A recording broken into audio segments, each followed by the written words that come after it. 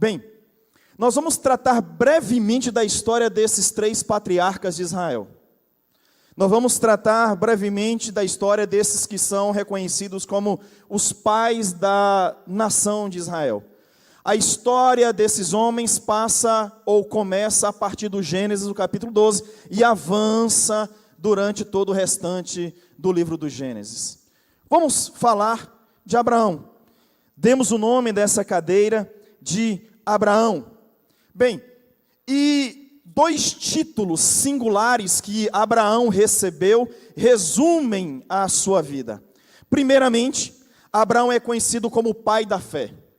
Abraão é conhecido como pai da fé. Se você abrir a sua Bíblia em Romanos, no capítulo 4 e verso 11, você encontrará Paulo dizendo que Abraão é o pai de todos aqueles que creem. Abraão é o pai da fé, porque ele obedeceu a Deus de forma irrestrita. Deus chega a Abraão e diz assim: sai da tua terra, sai da tua parentela e vai para a terra que eu te mostrarei. E ele obedece. Abraão é o pai da fé porque ele creu nas promessas de Deus, mesmo quando essas promessas eram contrárias às circunstâncias. A promessa de Deus era: vou fazer de você uma grande nação. E aí, não foi uma proposta de Abraão naquele momento, mas logicamente ele pensou: bem, eu sou um homem de cerca de 75 anos de idade, a minha mulher tem mais de 60, vai ser um problema para Deus, porque a minha mulher, além de ser avançada em idade, ela é estéril. Mas mesmo diante das circunstâncias desfavoráveis, Abraão creu, o nosso pai da fé. Abraão é o pai da fé por conta da sua entrega total e dependente a Deus. Abraão ouviu a voz de Deus dizendo assim: agora eu quero o seu filho. O filho que eu te dei, agora você vai devolver para mim.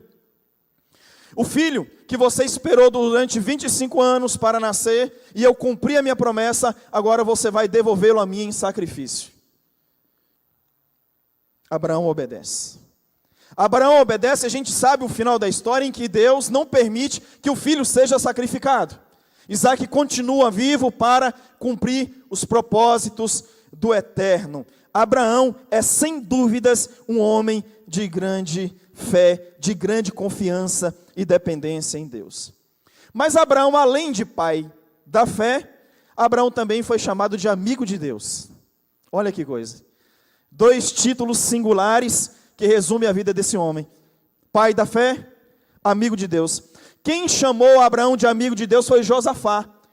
No livro de 2 Crônicas, no capítulo 20 e verso 7. É ali que Josafá, ele intitula Abraão como amigo de Deus. Dessa forma, irmãos, observe. Abraão não foi apenas uma pessoa que creu. Abraão não foi apenas uma pessoa que creu fielmente em Deus. Abraão foi alguém que teve comunhão e intimidade com Deus.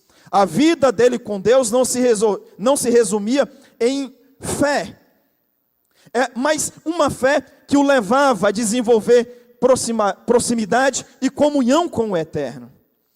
Eu acho muito interessante, quando Deus vai até Abraão, falar das promessas que ainda haveriam de se cumprir, e ali Deus está conversando com Abraão numa manifestação humana ou teofânica. Aí de repente Deus diz assim: poderia eu esconder a Abraão o que hei de fazer? O propósito de Deus naquele momento era destruir Sodoma e Gomorra por conta da sua iniquidade. E Deus então expressa assim, revelando a sua comunhão, a sua intimidade com Abraão e de Abraão para com ele: esconderei de Abraão o que estou para fazer? Abraão, homem de fé, mas também homem de profunda intimidade com Deus. Falemos agora de Isaac. Diz o ditado que filho de peixe, peixinho é, mas nem de longe Isaac se aproxima da fé e da comunhão de Abraão para com Deus. Sim, pastor, Isaac era crente? Sim, Isaac era crente. Mas ele não teve o mesmo desenvolvimento de fé e de intimidade do seu pai.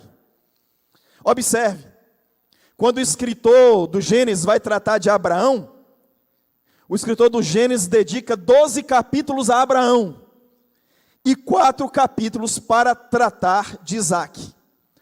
Quando o autor aos Hebreus, no capítulo 11, na galeria dos heróis da fé, vai falar de Abraão, ele se dedica a falar de Abraão por mais de 10 versículos. E quando vai falar de Isaque, apenas um versículo. O que é que isso revela? Revela que Isaque teve uma caminhada com Deus, sim, teve fé, teve confiança. Mas que Isaque não teve a mesma profundidade, a mesma grandiosidade, tanto da comunhão com Deus, como da fé nele. Isaque é crente. E eu diria que Abraão, ele é muito crente. Eu diria que Isaque é mais ou menos.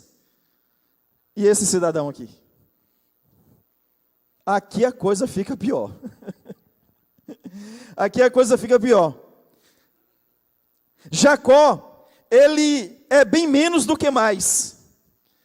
Pegando o gancho aqui nas palavras de Jesus, no Apocalipse, no capítulo 3, Abraão é quente, Isaque é morno e Jacó é frio.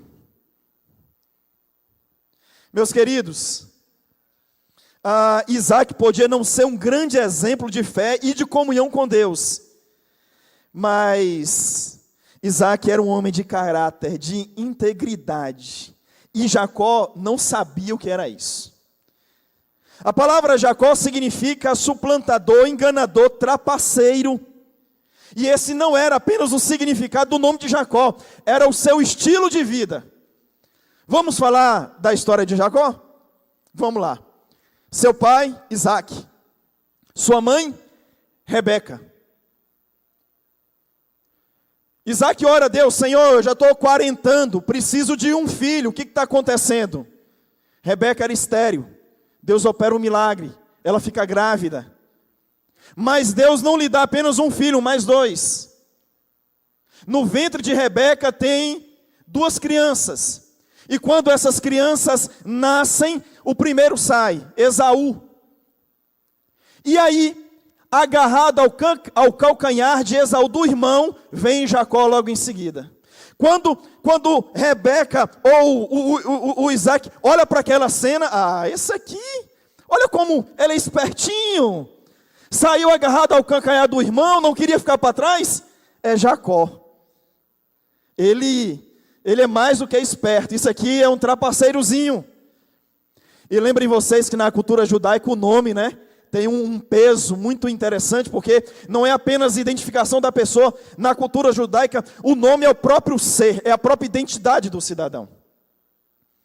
Bem, os meninos crescem, Esaú e Jacó. E lá quando eles estão lá por volta, talvez 14, 15 anos de idade, Esaú, que era caçador, sai para a caça, fica lá, sabe, dias, esperando ali um tatu passar, ou qualquer uma capivara, ou coisa parecida, era caçador. Mas quando Esaú fica dias no mato e volta, ele volta com muita fome. E Jacó, fazendo o cálculo, levou pouca comida para o mato. Vai voltar varado de fome, não sei se vocês entendem essa expressão. E quando Esaú volta, ele está com muita fome, e lá está Jacó no lugar estratégico, fazendo uma sopa, um guisado de lentilhas, segundo as escrituras. E então, Esaú diz assim: rapaz, pelo amor de Deus, me dá um pouco dessa comida, porque eu estou aqui morrendo de fome. Aí Jacó diz assim: você saiu primeiro do ventre de mãe, você é o primogênito, então me dê o direito de primogênito, que eu lhe dou da minha comida. Me dê o direito de filho mais velho, me dê o direito da sua primogenitura, e então você terá o direito de comer do guisado. Esaú, então, desprezando o direito de primogenitura, vende a Jacó ou troca pelo guisado de lentilhas. Daria para a gente falar muita coisa sobre isso aqui. O desprezo das coisas espirituais em relação às coisas materiais. Mas vamos seguindo. O tempo passa. E aí, Isaque, já velho, não enxergava mais, tinha um problema de visão sério que impedia que ele enxergasse, identificasse as coisas. O texto bíblico diz que Isaac já não enxergava bem. Isaac, entendendo que a morte se aproximava, pois se via debilitado, disse assim: Esaú, meu filho, venha cá. Você é meu filho predileto, você é o caçador, você ajuda o pai aqui em casa. Faz o seguinte: estou cego e a morte se aproxima. Eu não sei quando eu vou morrer, mas eu sei que em breve eu partirei. Então faz o seguinte: saia para a caça, traga um animal, faça aquela comida gostosa que você sabe fazer, traga para mim, eu irei comer e irei te abençoar. A bênção da primogenitura. Esaú sai para a caça. Rebeca ouve toda a história. Rebeca também não era brincadeira não, meus irmãos. Rebeca então chama Jacó, que era o preferido dela, enquanto Esaú era o preferido de Isaac, Jacó era o preferido de Rebeca. Rebeca diz assim: Jacó, vem cá. Ouviu seu pai dizendo que é para o Esaú sair à caça, trazer alimento, trazer a caça, fazer um guisado, fazer um jantar para ele, porque logo depois seu pai irá abençoá-lo. Chegue na frente. Chegue na frente. Vá no fundo do quintal, pegue o animal, vamos matá-lo, vamos fazer uma comida bem saborosa para o seu pai, e você então oferecerá ao seu pai o alimento, a comida, e você, substituindo, se fazendo do seu irmão, você receberá a bênção. Aí Jacó disse: mãe, mas como é que eu vou fazer um serviço desse, mãe? Meu irmão é peludo. Na hora que meu pai me apalpar, ele vai ver que não sou eu sou liso. E a voz, mãe? Não, vai dar tudo certo, faz o que eu estou mandando. Jacó foi no fundo do quintal, pegou um animal, a mãe preparou, e aí, o que Jacó fez? Vestiu as roupas de Esaú, e da pele do animal ele colocou sobre si para imitar o pelo do irmão. Quando então Jacó chega diante de Isaac, Jacó diz assim: pai, cheguei. Aí Isaac, cego: quem? Esaú, teu filho. Mas, meu filho, como tão depressa você foi à caça, preparou esse alimento e trouxe até a mim? Aí Jacó põe Deus na mentira: foi o Senhor que enviou a caça até a mim, pai. Veja se não era Jacó. Bem, a voz é de Jacó, mas vem aqui, cheirou, apalpou e falou assim: mas está parecendo o Esaú mesmo. Isaac come, abençoa, Jacó sai. Passa um tempo, chega Esaú da caça já com um prato pronto. Pai, cheguei. Quem? Isaac. Aí, ou melhor, pai, cheguei. Quem? Esaú. Aí Isaac põe a mão na cabeça: mas peraí, você não saiu daqui agora? Quem? Não, você já recebeu a bênção, você chegou aqui dizendo que era Esaú. Não, pai, eu estou chegando agora. Aí na hora, Isaac falou: oh, já sei o que aconteceu. Jacó, o teu irmão, veio na tua frente e recebeu a bênção no teu lugar. Aí você fala assim: meu Deus do céu, pastor, esse povo era crente? Na hora o Esaú fica enfurecido e diz assim: eu vou pegar ele. Jacó. Meus irmãos, eu quero repetir aquela afirmação que eu fiz há pouco. Abraão muito crente, Isaac mais ou menos, e Jacó bem menos do que mais. Abraão representa a primeira geração de crentes, Isaac representa a segunda geração de crentes, e Jacó representa a terceira geração. E perceba, parece que nós temos um problema com a terceira geração.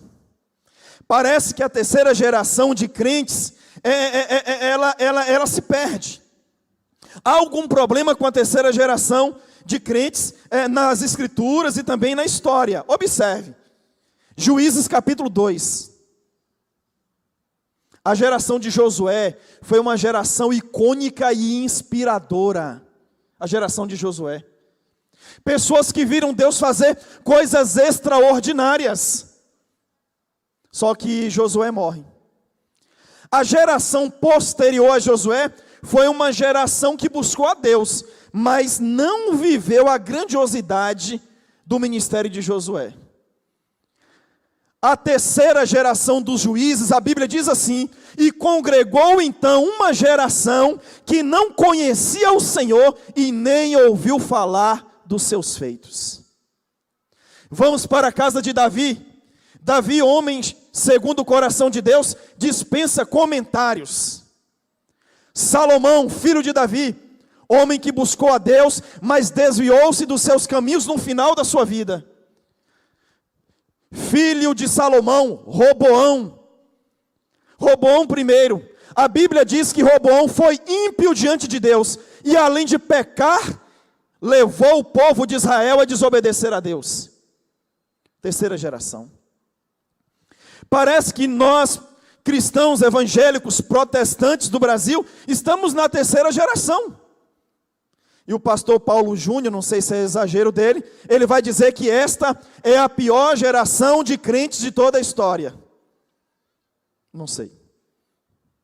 Terceira geração. Parece que existe uma sina com a terceira geração. Agora, jovens e adolescentes da PIB de Valença, pensem comigo, como foi a fé do seu avô? Pensem comigo, vocês que estão aqui essa noite, como foi a fé dos seus antepassados, a fé do avô. Como é a fé do seu pai e como é a sua fé?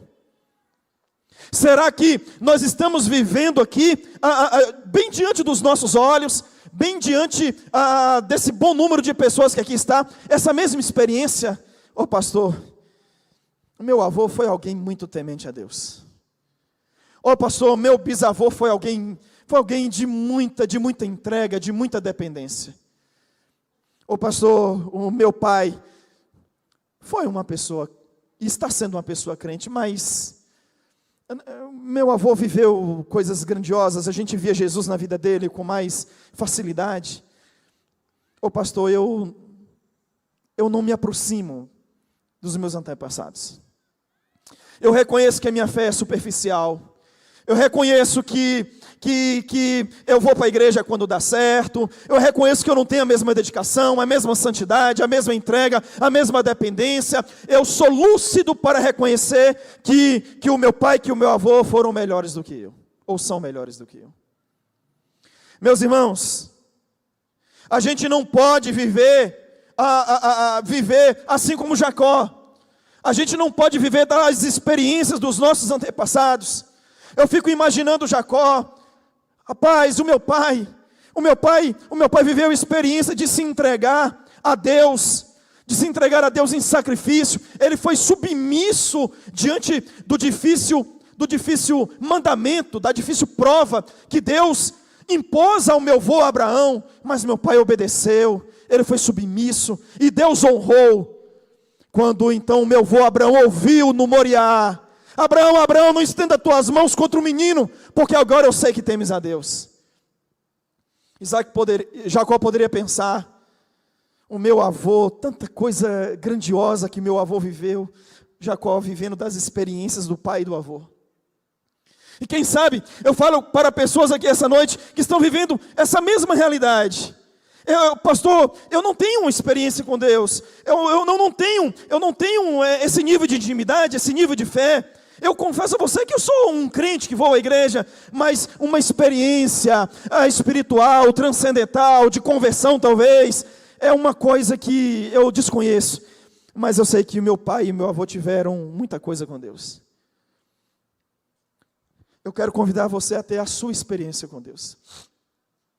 Eu quero convidar você a ter a sua experiência, a sua relação com o eterno. O texto bíblico diz, o texto que lemos, que lá está Jacó, com a sua família, com seus filhos. O seu irmão Esaú depois de tanto tempo que Jacó não via Esaú, o seu irmão Esaú está a alguns quilômetros vindo em sua direção. Naquele momento de aperto, será que meu irmão continuou me odiando por aquilo que eu fiz? Será que meu irmão ainda tem aquela proposta maligna no meu coração de me matar? Acredito que naquele momento Jacó buscou aquilo que ele não havia vivido ainda. Buscou a Deus. Ele buscou a Deus e de repente um homem se manifesta ali diante dos seus olhos. Mais uma vez Deus se manifestando em uma forma humana. O que os teólogos chamam de manifestação teofânica de Deus é quando Deus assume uma forma humana para estar ali se comunicando, se relacionando com a gente. Jacó começa a lutar com aquele ser. Jacó começa a lutar. Eu não sei como era bem isso, mas... E Jacó demonstra ali uma força sobrenatural. Jacó demonstra ali, Jacó superou Anderson Silva e qualquer outros lutadores do UFC, do MMA. Ele resistiu até de manhã. Então o anjo diz assim: o amanhecer está chegando. Me solte, eu tenho que ir embora. Aí Jacó diz: eu não te soltarei. Eu não vou te largar, não vou te abandonar, enquanto você não me abençoar. Qual é o teu nome? Jacó. Isso não é nome de crente não. Suplantador, enganador, trapaceiro. A partir de agora o seu nome será Israel. Porque você lutou com Deus e com os homens e você prevaleceu. Experiência com Deus. Depois daquele dia, Jacó nunca mais foi o mesmo. Jacó agora, ele não vive das histórias do vô Abraão. Jacó agora, ele não vive apenas das histórias do pai Isaac. Ele tem a sua própria história com Deus. Ele tem a sua própria experiência com Deus. Ele teve o seu próprio encontro com Deus.